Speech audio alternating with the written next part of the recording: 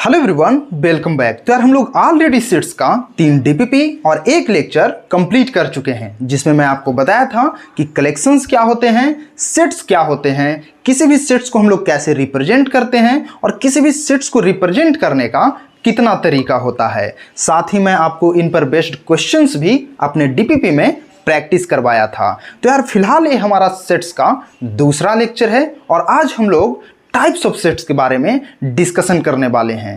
तो यार ये वीडियो काफ़ी इंटरेस्टिंग होने वाला है और अगर आप सेट्स के बारे में शुरू से पढ़ना चाहते हैं तो आप हमारे प्लेलिस्ट को भी चेकआउट कर सकते हैं। तो चलिए फिलहाल हम लोग टाइप्स ऑफ सेट के बारे में पढ़ते हैं। यार ये वीडियो काफ़ी इंटरेस्टिंग होने वाला है क्योंकि इस वीडियो में आपको पढ़ना कम और समझना ज़्यादा है। टाइप्स ऑफ सेट सिंपली कुछ है नहीं, बल्कि आप कह सकते हो कि बस सेट्स का ही नामकरण कर दिया गया है, जिसमें बस आपको ये ध्यान रखना है कि अच्छा इस टाइप का सेट है तो इसको हम लोग एम्प्टी सेट बोलेंगे, अच्छा इस टाइप का सेट है तो सिंगलटन सेट बोलेंगे। मतलब सिंपली आप उसका नामकरण कर दिया गया है और उसे आपको माइंड में रखना है, ताकि जब हम लोग सेट्स का ऑपरेशन करें तो आपको ये पता चले कि कौन सा सेट क्या कहलाएगा, किस सेट का क्या नाम है। तो चलिए हम लोग शुरू करते हैं। तो हमारा जो पहला टाइप ऑफ सेट है फ्रेंड, जिसे हम लोग यहां पर आप हेडिंग डालिए और लिखिए फाइनाइट सेट।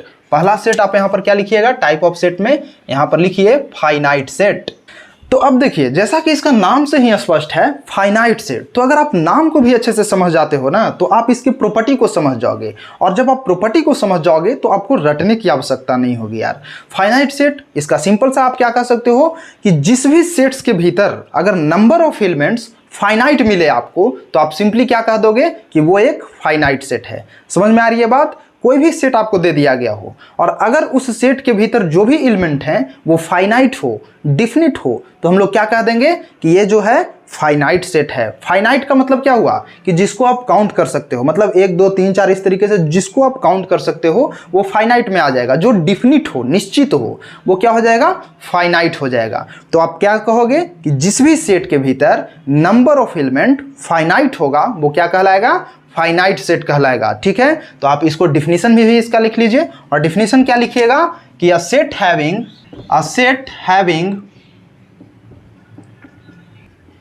हैविंग फाइनाइट, कोष्ट में डाल दीजिएगा डिफिनिट। यहां लिखिए कि a set having finite numbers of element is known as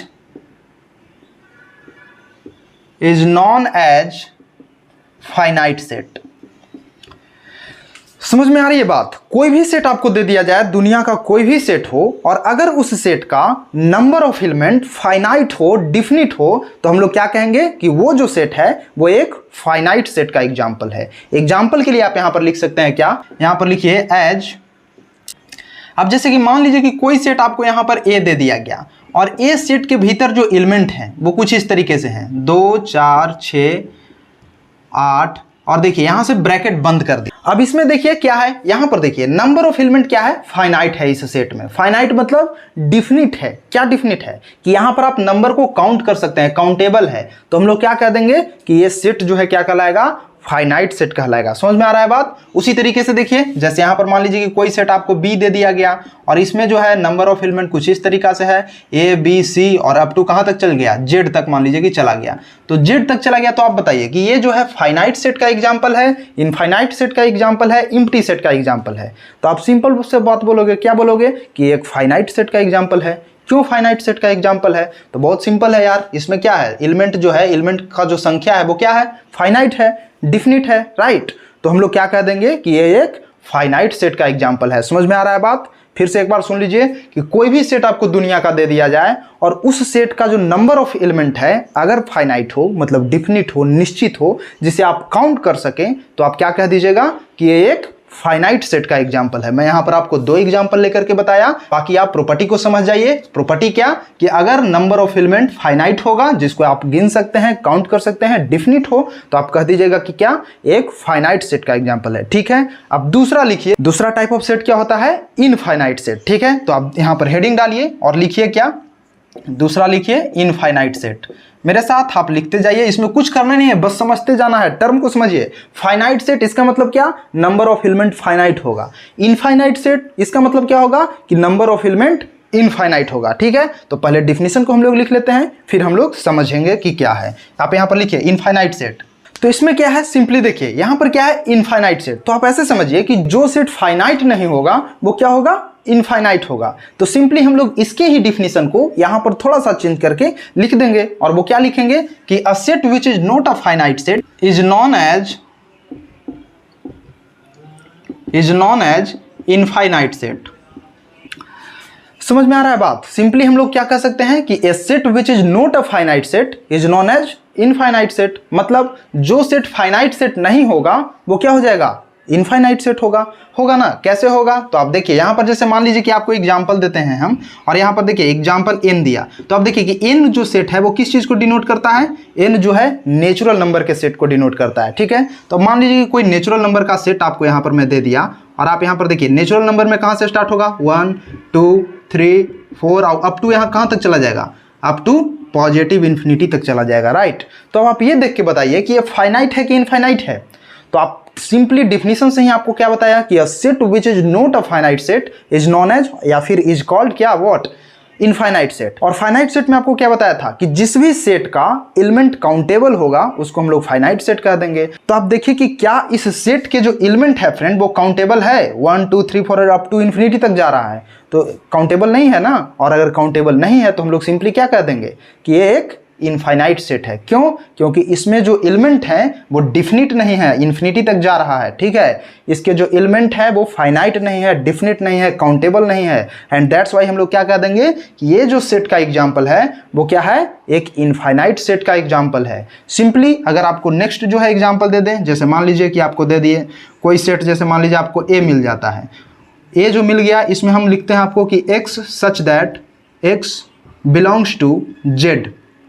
ठीक है, अब आप देखिए यहां पर मैं आपको सेट बिल्डर फॉर्म में दे दिया हूं, और ऊपर में जो दिया गया है वो रोस्टर फॉर्म में आपको दिया गया है एग्जांपल जो है। लेकिन ये इससे फर्क नहीं पड़ता कि किस फॉर्म में दिया गया है, फर्क इस चीज से पड़ता है कि इसका क्या नाम है, इसका प्रॉपर्टी क्या है। तो आपको यहां पर मैं दिया क्या, ऊपर वाला तो रोस्टर फॉर्म था, और रोस्टर फॉर्म था तो फिर भी क्या है, इनफाइनाइट सेट है। नीचे वाला को देख करके आप बताइए कि क्या एक इनफाइनाइट सेट है या फिर फाइनाइट सेट है, आपको क्या लगता है। ये जो कोई सेट है, सेट का रिप्रेजेंटेशन है x such that x belongs to z, तो ये भी क्या है फ्रेंड, एक इनफाइनाइट सेट होगा। क्यों इनफाइनाइट सेट होगा, तो आपको बताया था कि z जो है किस चीज को डिनोट करता है, इंटीजर को, और अगर इंटीजर को डिनोट करता है तो इंटीजर जो है पॉजिटिव डायरेक्शन में भी इनफाइनाइट तक जाएगा और निगेटिव डायरेक्शन में भी इनफाइनाइट तक जाएगा। मतलब नंबर ऑफ एलिमेंट जो है इसमें डिफिनिट नहीं है, फाइनाइट नहीं है, एंड दैट्स वाई ये क्या हो जाएगा, ये जो है एग्जाम्पल होगा किस चीज का, इनफाइनाइट सेट का। क्यों, क्योंकि इसको आप अगर आप रोस्टर फॉर्म में लिखिएगा तो कैसे लिखिएगा, इसको आप रोस्टर फॉर्म में इस तरीके से लिखिएगा ना, ए होगा, ए के बाद आप क्या लिखिएगा, ब्रैकेट यहाँ पर होगा, ब्रैकेट के बाद क्या, माइनस इन्फिनिटी से शुरू होगा और इसके बाद ऐसे चलते जाएगा, और फिर जो है कहाँ से, -1 0 1, और फिर ये आगे बढ़ते जाएगा और फिर पॉजिटिव इन्फिनिटी तक जाएगा। तो आप बताइए कि इसमें जो एलिमेंट है, नंबर ऑफ एलिमेंट है, क्या वो डिफिनिट है, क्या वो फाइनाइट है। और अगर फाइनाइट नहीं है, डिफिनिट नहीं है, तो वो क्या हो जाएगा, एक इनफाइनाइट सेट का एग्जांपल हो जाएगा। ठीक है, सिमिलरली आपको और भी बहुत सारे यहाँ पर एग्जांपल दिए जा सकते हैं। तो आपको बस प्रॉपर्टी इतना ही ध्यान देना है फ्रेंड कि जिस भी सेट का नंबर ऑफ एलिमेंट जो है अगर काउंटेबल होगा तो वो फाइनाइट सेट में आ जाएगा, काउंटेबल नहीं होगा तो इनफाइनाइट सेट में आ जाएगा। ठीक है, काउंटेबल मतलब डिफिनिट, डिफिनिट होगा तो क्या हो जाएगा, वो हो जाएगा फाइनाइट सेट, डिफिनिट नहीं होगा तो इनफाइनाइट सेट। ठीक है, तो आई थिंक कि आपको ये दो एग्जांपल तो टाइप्स ऑफ सेट का समझ में आ गया होगा। चलिए अब हम लोग देखते हैं कि एम्प्टी सेट क्या होता है। ठीक है, तो इसको अब मैं यहाँ पर इरेज करता हूँ क्योंकि मेरे पास स्पेस कम है। और अगर आपको मुझसे जुड़कर पढ़ना अच्छा लगता है तो प्लीज़ वीडियो को लाइक कर दीजिए और चैनल को सब्सक्राइब कर दीजिए और अपने दोस्तों के साथ भी वीडियो को शेयर कर दिया कीजिए। इससे होता है कि जब भी मैं वीडियो अपलोड करता हूँ तो आप तक आसानी से पहुँच जाता हूँ। तो चलिए फिलहाल मैं इसको इरेज करता हूँ, आप इसको कॉपी पर नोट डाउन कीजिए। तो चलिए अब मैं इसको इरेज करता हूँ। ठीक है, ठीक है। फाइनाइट सेट आपको समझ में आ गया। फाइनाइट सेट सिंपली क्या है कि जिस भी सेट में आपको दुनिया का कोई भी सेट दे दिया जाए अगर, और उसमें अगर नंबर ऑफ एलिमेंट क्या है, फाइनाइट है, तो नंबर ऑफ एलिमेंट फाइनाइट है, डिफिनिट है, तो हम लोग क्या कह देंगे कि ये एक फाइनाइट सेट का एग्जांपल है। ठीक है, अगर नंबर ऑफ एलिमेंट जो है इनफाइनाइट है तो हम लोग क्या कह देंगे, इनफाइनाइट सेट का एग्जांपल है। ठीक है, तो ये चीज़ आपको समझ में आ गया होगा। ठीक ना, चलिए अब हम लोग यहाँ पर अगला चीज़ देखते हैं और वो क्या है, एम्प्टी सेट। ठीक, आप यहां पर लिखिए क्या होगा, एम्प्टी सेट लिखिए, एम्प्टी सेट। एम्प्टी सेट लिख करके यहाँ पर डैश दीजिए। अब देखिए जैसा कि इसका नाम से ही क्लियर है, एम्प्टी सेट। एम्प्टी का मतलब क्या होता है? खाली। मतलब एक ऐसा सेट जिसमें एलिमेंट है ही नहीं। समझ में आ रहा है बात? बस आप नाम को पकड़ लीजिए तो आपको पूरा जो है इसको सेट के बारे में, टाइप्स ऑफ सेट को ही आप समझ जाइएगा। यहाँ पर क्या कर रहा है? Empty set. अब एम्प्टी सेट का मतलब क्या हुआ कि जो भी सेट खाली होगा उसको हम लोग क्या कर देंगे कि ये एक एम्प्टी सेट का एग्जांपल है। तो सिंपली आप क्या कह सकते हो कि a set having no element is called empty set. वैसा सेट जिसमें कोई भी एलिमेंट नहीं हो। जैसे कि आप मान लो कि एक रूम है, वो रूम पूरा खाली है, तो वो किस चीज का एग्जांपल है? एक एम्प्टी सेट का एग्जांपल है, क्योंकि उसमें कोई है ही नहीं। वैसा ही कुछ है एम्प्टी सेट, मतलब ऐसा सेट जिसमें कोई एलिमेंट नहीं हो, वो क्या कहलाएगा? Empty set. तो चलिए उसका डिफिनीशन हम लोग यहां पर सबसे पहले लिख लेते हैं। आप क्या लिखिएगा कि a set having no element is known as empty set. समझ में आ रहा है बात? एम्प्टी सेट जैसा कि इसका नाम से ही क्लियर है क्या कि वैसा सेट जिसमें कोई एलिमेंट नहीं है, वो क्या कहलाएगा? एम्प्टी सेट कहलाएगा। अब एम्प्टी सेट कहीं कहीं आपको बुक में 3-4 नाम से देखने को मिल जाएगा। जैसे कहीं पर आपको नल सेट के नाम से मिल सकता है देखने को, वॉइड सेट के नाम से मिल सकता है आपको। जैसे आप कहते हो ना, जैसे आप देखते होगे कि बहुत सारे बच्चा का 2-3 नाम है, जैसे कि हो गया एक घर का नाम अलग हो गया, पुकारू नाम, बाहर का नाम अलग हो गया, वैसा ही एम्प्टी सेट भी है। इसमें क्या है? इसका भी 3 नाम है। कौन कौन? एक एम्प्टी सेट, दूसरा नल सेट और तीसरा वॉइड सेट। ठीक है, तो आपको कहीं पर भी ये तीनों में कोई भी नाम मिले तो कंफ्यूज नहीं होना है। नल सेट, एम्प्टी सेट और वॉइड सेट। तो इसी चीज को हम लोग यहां पर लिख भी लेते हैं। यहां पर आप नोट दे करके लिख लीजिए। क्या नोट? नोट में क्या लिखिएगा कि एम्प्टी सेट, यहां पर लिखिए empty set is also known as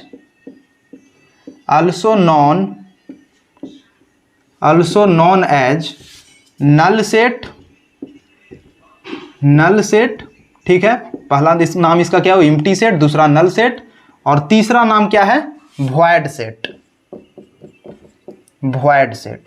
ठीक है, तो ये 3 नाम से एम्प्टी सेट जाना जाता है। ठीक है, अब एम्प्टी सेट को हम लोग कैसे डिनोट करते हैं तो उसका भी स्पेशल सिंबल है। ठीक है, तो आप यहां पर लिख लीजिए एक लाइन दे करके। यहां पर क्या लिखिएगा कि एम्प्टी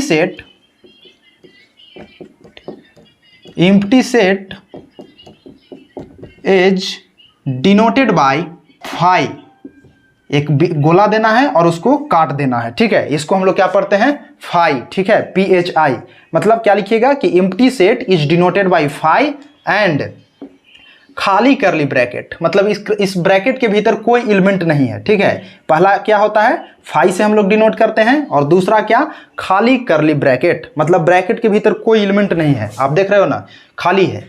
इससे इसका मतलब क्या हुआ कि ये सेट किस सेट का एग्जांपल है? एम्प्टी सेट का एग्जांपल है। ठीक है, आई थिंक कि आपको समझ में आ रहा होगा। ठीक, अब चलिए हम लोग चर्चा करते हैं किस चीज के बारे में? सिंगलटन सेट के बारे में। एम्प्टी सेट आपको समझ में आ गया कि जिस भी सेट में कोई एलिमेंट नहीं होगा उसको हम लोग कह देंगे क्या? एम्प्टी सेट है या फिर नल सेट है या फिर वॉइड सेट है। ठीक है, इसका भी आपको एग्जांपल्स देखने को मिलेगा और आगे हम लोग ऑपरेशंस में पढ़ेंगे। बस आपको इसलिए इस टर्म को जान लेना है ना, ताकि जब हम लोग इसके ऑपरेशंस यानी सेट्स के ऑपरेशन को समझें, यानी जब इसके हिसाब कैलकुलेशन में जब हम लोग घुसे तो आपको बस टर्म से आप फैमिलियर हो। ठीक है, तो अगला जो सेट्स है फ्रेंड, टाइप्स ऑफ सेट है, उसको हम लोग यहाँ पर क्या लिख सकते हैं? Singleton set. क्या लिखिएगा? Singleton set.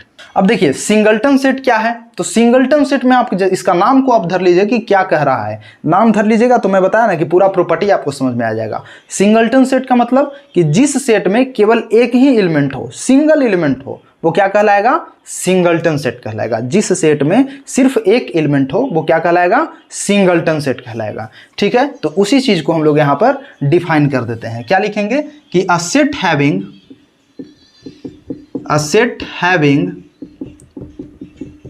a set having only one element, a set having only one element is called singleton set. Is called singleton set. समझ में आ रहा है? वैसा सेट जिसमें सिर्फ एक ही एलिमेंट हो।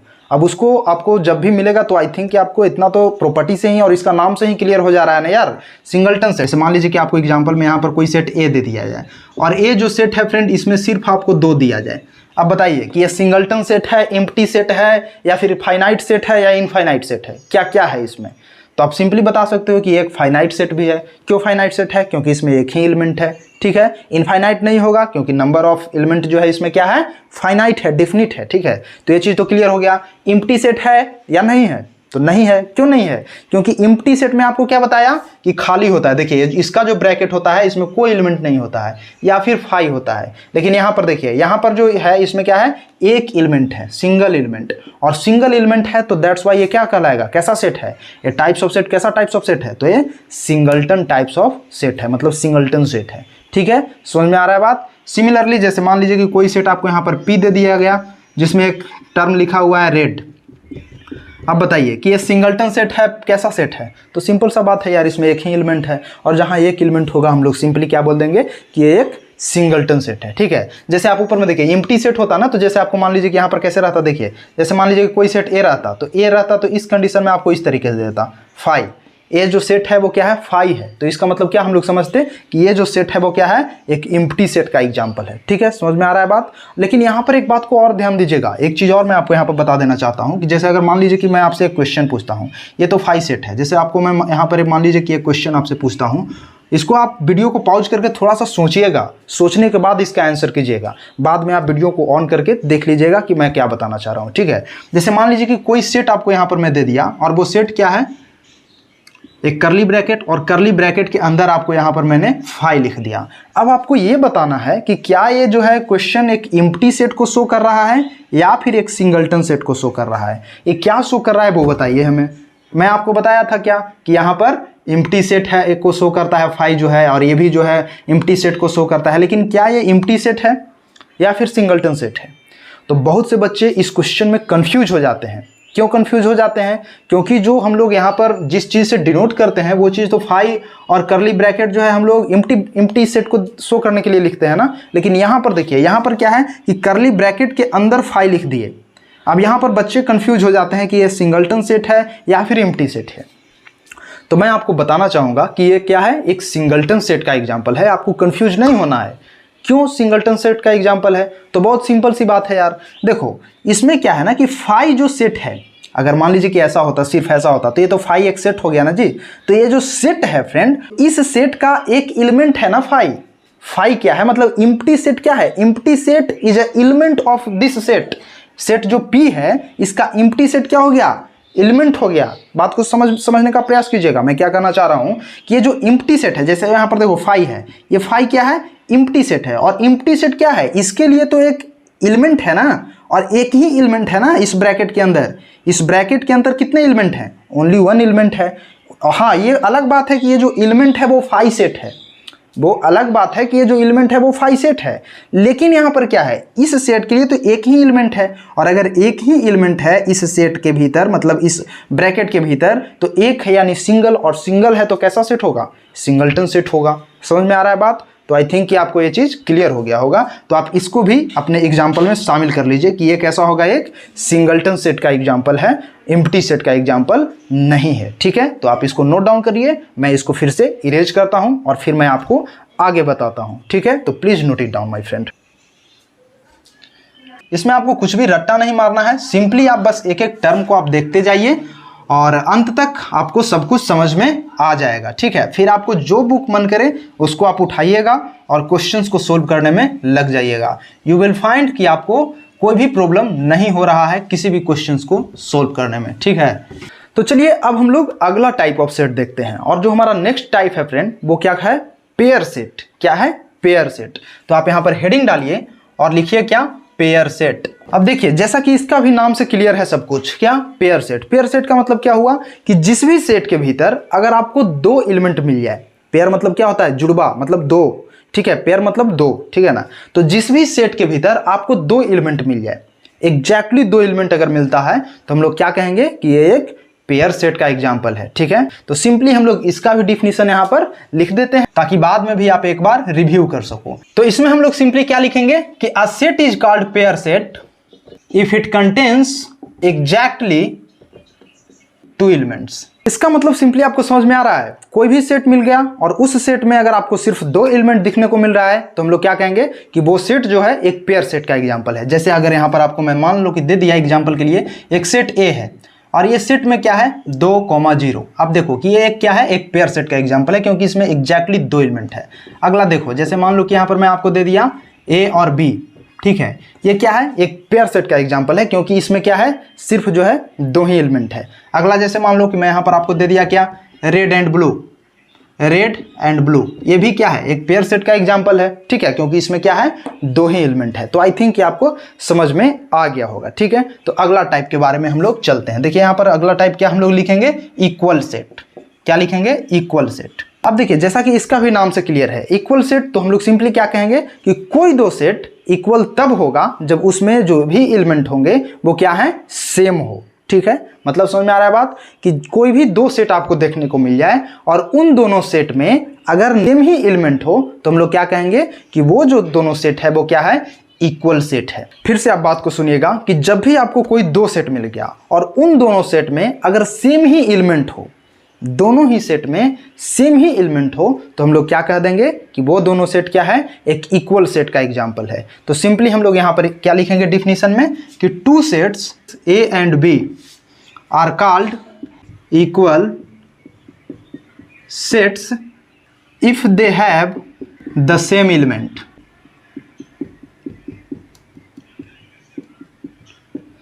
ठीक है, समझ में आ रहा है बात। कोई भी 2 सेट मिल गया और उन दोनों सेट में अगर सेम ही एलिमेंट है तो हम लोग क्या कहेंगे कि वो दोनों सेट क्या है, इक्वल सेट है, ठीक है। मतलब दोनों सेट क्या है, इक्वल है, ठीक। तो आई थिंक कि आपको ये चीज समझ में आ गया होगा, ठीक है। तो फिलहाल मैं इसे इरेज करता हूं, आप इसे नोट डाउन कर लीजिए।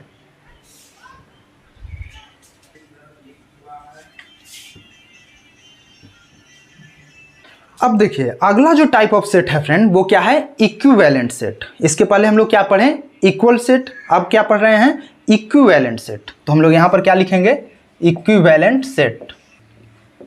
अब इसमें हम लोग सबसे पहले डिफिनीशन लिख लेते हैं, फिर मैं आपको समझाने का प्रयास करूंगा कि इक्विवेलेंट सेट क्या है और ये इक्वल सेट से कैसे अलग है, ठीक है। तो सबसे पहले इक्विवेलेंट सेट। अब देखिए इक्विवेलेंट सेट में हम लोग क्या लिखेंगे कि 2 सेट्स कोई भी 2 set, 2 sets A and B are said to be equivalent if they have the same cardinal number। समझ में आ रहा है बात। सिंपली इसका डिफिनीशन क्या होगा कि 2 sets A and B are said to be equivalent if they have the same cardinal number। थोड़ा सा इसको और लिख लेते हैं, फिर मैं आपको समझाऊंगा कि इक्विवेलेंट सेट क्या है। देखिए इक्विवेलेंट सेट का डिफिनीशन तो हम लोग लिख लिए कि 2 सेट जो है इक्विवेलेंट कहलाएगा कब, जब उसके कार्डिनल नंबर सेम होंगे। अब कार्डिनल नंबर क्या होता है इसको आपको समझना पड़ेगा। कार्डिनल नंबर सिंपली हम लोग क्या कहते हैं, और मैं आपको बताया भी था कि कार्डिनल नंबर क्या होता है, किसी भी सेट्स में जितने एलिमेंट लाई करते हैं, कोई भी सेट हो, उस सेट में जितने भी एलिमेंट लाई करते हैं उन सभी एलिमेंट के जो नंबर है, मतलब मान लो कि किसी सेट के भीतर 2 एलिमेंट है, तो 2 एलिमेंट है तो उसका कार्डिनल नंबर क्या हो गया, 2 हो गया। किसी सेट्स के भीतर 3 एलिमेंट है तो उसका कार्डिनल नंबर क्या हो गया, 3 हो गया। जैसे मान लो कि कोई सेट, यहां पर मान लो एग्जांपल देता हूं, जैसे मान लो कोई सेट ए है, ए सेट के भीतर क्या है 2 3 4, ठीक है। अब ये सेट दे दिया गया। अब तुमसे कोई पूछता है कि इस सेट का कार्डिनल नंबर क्या है, और कार्डिनल नंबर को हम लोग डिनोट कैसे करते हैं, कार्डिनल नंबर को डिनोट हम लोग कैसे करते हैं, n लिख देते हैं और इसके बाद जो भी सेट होगा उसको हम लोग बीच में ब्रैकेट में से बंद कर देंगे, ये कार्डिनल नंबर हो गया। इसका मतलब क्या हुआ कि कार्डिनल नंबर ऑफ ए, इस रिप्रेजेंटेशन का मतलब क्या हुआ, कार्डिनल नंबर ऑफ ए, और इसका हम लोग क्या लिख लेंगे, आंसर 3। समझ में आ रहा है बात। मतलब क्या हुआ कि इस जो ऊपर वाला सेट है, इस सेट का कार्डिनल नंबर कितना हुआ, 3 हो गया, ठीक है ना। तो यही चीज इसमें कह रहा है कि 2 सेट इक्विवेलेंट तब कहलाएगा जब दोनों का जो कार्डिनल नंबर है वो क्या है, सेम होगा। समझ में आ रहा है बात। जैसे मान लिया कि एक सेट आपको यहां पर दिखाया एग्जांपल के लिए, दूसरा सेट मान लो कि मैं यहां पर ले लेता बी। अब इसमें आप देखो, इसमें मान लो कि आपको दे दिया मैं ए बी सी, ठीक है। अब बताओ कि क्या जो है बी जो है इसका कार्डिनल नंबर क्या होगा। सबसे पहले आप ये बताओ कि बी का कार्डिनल नंबर क्या होगा। तो सिंपली हम लोग क्या लिखेंगे, यहाँ पर हम लोग लिखेंगे बी और इसको ब्रैकेट में बंद करके आगे एन, और बी का कार्डिनल नंबर कितना, इसका भी कार्डिनल नंबर क्या होगा, 3 ही होगा। क्यों होगा 3, क्योंकि इसमें भी नंबर ऑफ एलिमेंट कितना है, 3 ही है। समझ में आ रहा है बात। तो यहां पर आप डिफिनीशन को अब देखिए, डिफिनीशन आपको क्या बताएं हम कि दो सेट इक्विवेलेंट तब कहलाएगा, कब कहलाएगा, जब दोनों का कार्डिनल नंबर क्या हो, सेम होना चाहिए। जब दोनों का कार्डिनल नंबर सेम होगा तो दोनों सेट क्या कहलाएगा, इक्विवेलेंट कहलाएगा। जैसे सेट ए और सेट बी, इसमें आप देखिए इसमें क्या हो रहा है, इसका भी कार्डिनल नंबर कितना है, 3 ही है, इसका भी कार्डिनल नंबर क्या है, 3 ही है। तो ये जो एग्जाम्पल हुआ फ्रेंड्स वो किस चीज का हुआ, इक्विवेलेंट सेट का। अगर मैं आपसे कहूं कि क्या ए और बी इक्विवेलेंट सेट है, तो आप क्या कहोगे कि हाँ ए एंड बी क्या है, इक्विवेलेंट सेट है। लेकिन कब, तो तभी होगा जब दोनों का कार्डिनल नंबर सेम हो। तो यहां पर आप एक लाइन और लिख लीजिए फ्रेंड, और यहां पर क्या लिखिएगा कि two sets A and B are equivalent if and only if cardinal number of A will be equal to cardinal number of B. ठीक है, ये जो सिंबल है फ्रेंड इसको हम लोग क्या पढ़ते हैं, IFF को क्या पढ़ते हैं, इफ एंड ओनली इफ। इस सिंबल को आप यहां पर याद कर लीजिएगा, इसको नोट डाउन कर लीजिए। इसको हम लोग क्या बोलते हैं, if and only if and only if. ठीक है, ये जो सिंबल है IFF इसको हम लोग क्या कहते हैं, इफ एंड ओनली इफ। ठीक है, तो यहां पर क्या बताया आपको कि दो सेट इक्विवेलेंट तब कहलाएगा जब दोनों सेट का जो कार्डिनल नंबर है वो क्या हो, सेम हो। ठीक है, तो यहां पर एक प्रश्न उठता है फ्रेंड कि क्या इक्वल सेट और इक्विवेलेंट सेट दोनों सेम ही है। आप सोचिए, वीडियो को पॉज कीजिए और सोचिए कि क्या इक्वल सेट और इक्विवेलेंट सेट सेम ही होगा। तो नहीं, ऐसा नहीं होगा। क्यों नहीं होगा, तो इक्वल सेट में मैं आपको क्या बताया कि दो सेट तभी इक्वल कहलाता है जब दोनों में क्या हो, सेम ही एलिमेंट हो। लेकिन इक्विवेलेंट सेट में क्या होता है कि इसमें जो है सेम ही एलिमेंट होना कोई जरूरी नहीं है। इसमें क्या जरूरी होना है कि सिर्फ कार्डिनल नंबर सेम हो। मतलब आप यहां पर देखो, यहां पर देख रहे थे आप, तो क्या बताया, यहां पर देखो अलग एलिमेंट है 2 3 4, लेकिन यहां पर देखो एलिमेंट है ए बी सी, यहां पर तो अलग अलग एलिमेंट है, सेम ही एलिमेंट है थोड़ी है, और सेम एलिमेंट नहीं है लेकिन फिर भी एक इक्विवेलेंट सेट है। क्यों, क्योंकि यहां पर एलिमेंट क्या होगा ये मैटर नहीं करता, यहां पर मैटर करता है कि नंबर ऑफ एलिमेंट कितना है।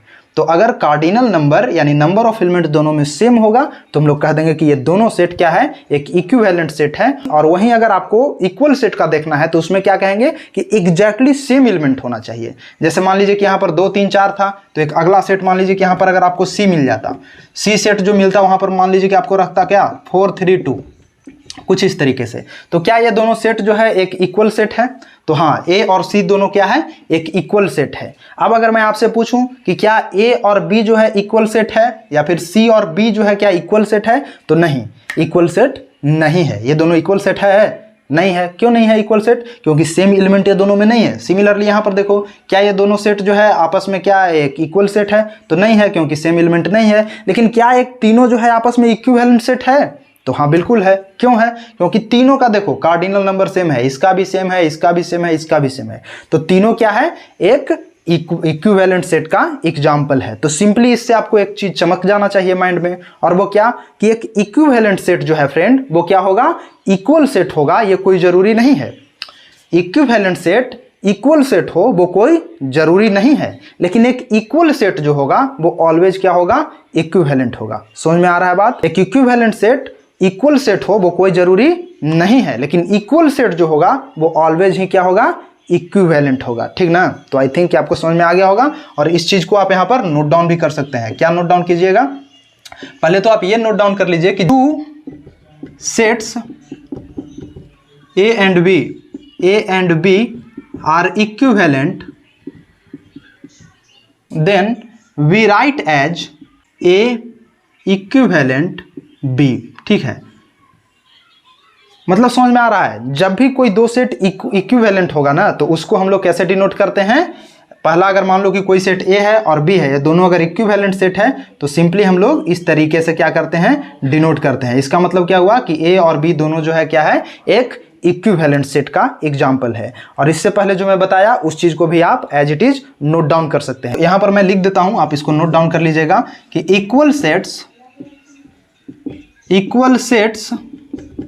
Equal sets are equivalent, but equivalent sets में और मे नॉट बी इक्वल।